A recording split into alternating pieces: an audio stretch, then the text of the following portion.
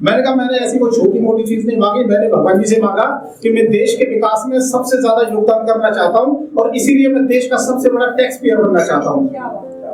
पत्नी बोले मैं नहीं देने दूंगी बिल्कुल टैक्स, पत्नी बोले मैं नहीं देने दूंगी बिल्कुल टैक्स। मैंने कहा अब समझ में आया, इसीलिए पत्नियों के चुटकुले बनते हैं। और दोस्तों जब मैं अपने घर से आगे चला तो वहां पे मैंने रास्ते में देखा एक हादसा हुआ पड़ा था। एक ट्रक एक पेड़ में घुसा पड़ा था, एक ट्रक एक पेड़ में घुसा पड़ा था। मैंने पास जाकर देखा तो ट्रक के पीछे लिखा हुआ था बस तेरा ही सहारा। वहां से थोड़ा आगे बढ़ा तो एक और हादसा पेश आया। एक मारुति और ट्रक की टक्कर हुई पड़ी थी, एक मारुति और ट्रक की टक्कर हुई पड़ी थी। मैंने पास जाकर देखा तो मारुति के पीछे लिखा हुआ था मैंने प्यार किया, और ट्रक के पीछे लिखा था जब प्यार किया तो डरना क्या। और दोस्तों जब मैं ऐसी बातें लिखता हूँ तो मेरे दोस्त पूछ लेते हैं कि शर्मा जी आप इतनी अच्छी बातें लिख कैसे देते हो। तो मैं कहता हूँ भाई ये मत पूछो, हम तो ठहरे बचपन से ही इंटेलिजेंट। अब वो बोलते हैं बचपन से इंटेलिजेंट तो बताओ मेरे नंबर कितने आते थे। तो मैं कहता हूँ भाई नंबर की मत पूछो, नंबर के मामले में तो हमारा 50-50 का हिसाब किताब रहता था। जो टीचर पूछता था वो हमारी समझ में नहीं आता था, और जो हम लिखते थे वो टीचर की। लेकिन दोस्तों कई बार मैं आंसर इतने फिट लिखता था कि टीचर की हिम्मत नहीं होती थी उसे गलत कर दे। एक बार टीचर ने पूछ लिया साइंस का सवाल, बताओ चंद्रमा पृथ्वी से कितना दूर है, बताओ चंद्रमा पृथ्वी से कितना दूर है। मैंने लिख दिया चंद्रमा पृथ्वी से उतना ही दूर है जितनी की पृथ्वी चंद्रमा से दूर है। भाई साहब गलत नहीं कर पाया, एक नंबर एक्स्ट्रा दिया, क्लास में तारीफ अलग से की। और दोस्तों मिलने आए ससुर से दामाद बोला, मिलने आए ससुर से दामाद बोला देखो जी बच्चों के सामने आपकी बेटी को घास भी न डालती। ससुर बोला बेटी मत डालती, ऐसा नहीं किया कर, यदि खाता है तो डाल दिया कर।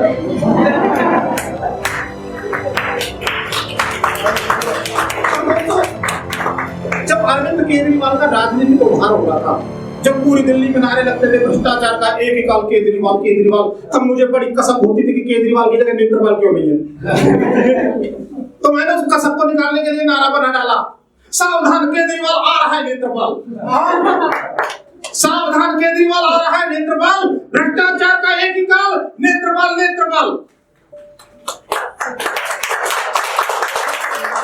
अब दोस्तों एक बार मंच में सुरेंद्र शर्मा जी से आमना सामना हो गया, सुरेंद्र शर्मा जी से आमना सामना हो गया। अब तो मेरी घड़ी आफत आई, क्योंकि अब तक के कवि सम्मेलनों में मैंने उनकी कविताएं चुरा चुरा के सुनाई।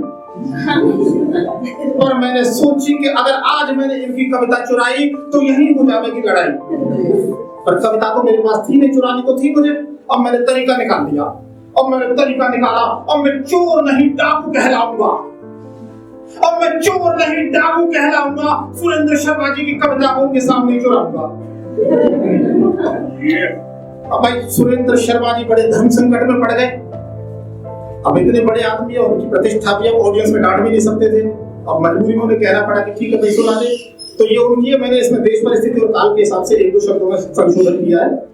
तो मैंने उनकी कविता इस तरह से सुनाई, ये ईश्वर कई जन्मा की दुश्मनी मेरे से निकाल दी, ये ईश्वर कई जन्मा की दुश्मनी मेरे से निकाल दी, यह कालू की शक्ल सूरत बिल्कुल मेरे से मिला दी, इस कालू की शक्ल सूरत बिल्कुल मेरे से मिला दी। तो कालू आवे और मारे मोहल्ले की छोरियां ने छेड़ के चला जावे, तो कालू आवे और मारे मोहल्ले की छोरियां ने छेड़ के चला जावे। छोरियां ये सोचे कि मैं छेड़ हूं, मैंने रोज थाने में पिटवावे। भाई मोहल्ले में शर्त लगाई जाती है कि आज एक आदमी थाने में पिट गया है, बताओ कौन होगा वो। लोग दंडनाटक शर्त लगा के कहते कि जरूर सुरेंद्र शर्मा को छोटो भाई नेत्रपाल से नहीं होगा। मैंने पता चली कि कालू घर से बाहर गया है, तो मैंने सोची कि कालू घर से बाहर गया तो कालू के घर जाना चाहिए और बदला चुकाना चाहिए।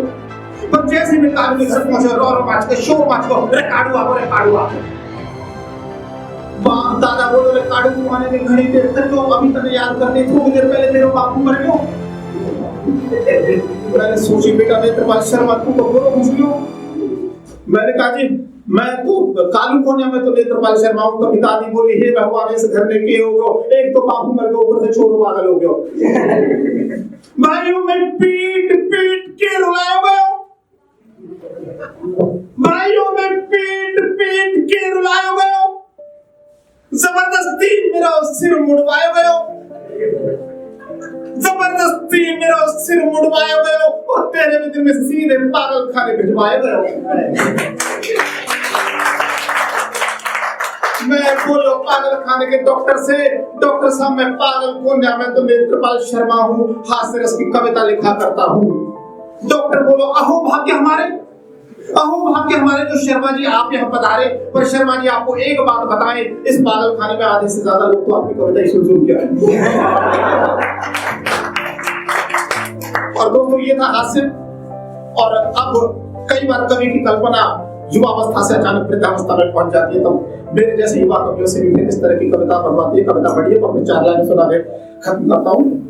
शहर आया था जिंदगी बनाने, शहर आया था जिंदगी बनाने, अब हुआ एहसास जननी जनक पड़े थे भुलाने, अब हुआ एहसास जननी जनक पड़े थे भुलाने, अब तो बस यहाँ धुआं है शोर है, अब तो बस यहाँ धुआं है शोर है, खून से रंगी मिलती हर भोर है, खून से रंगी मिलती हर भोर है, जिंदगी भी बन गई है अब तो व्यंग्य, कहाँ है वे यार दोस्त जो रहते थे संग, उम्र के इस मोड़ पर हर सांस रहा हूँ गिन, तू लौटा दो बचपन के प्यारे दिन, बचपन के प्यारे दिन।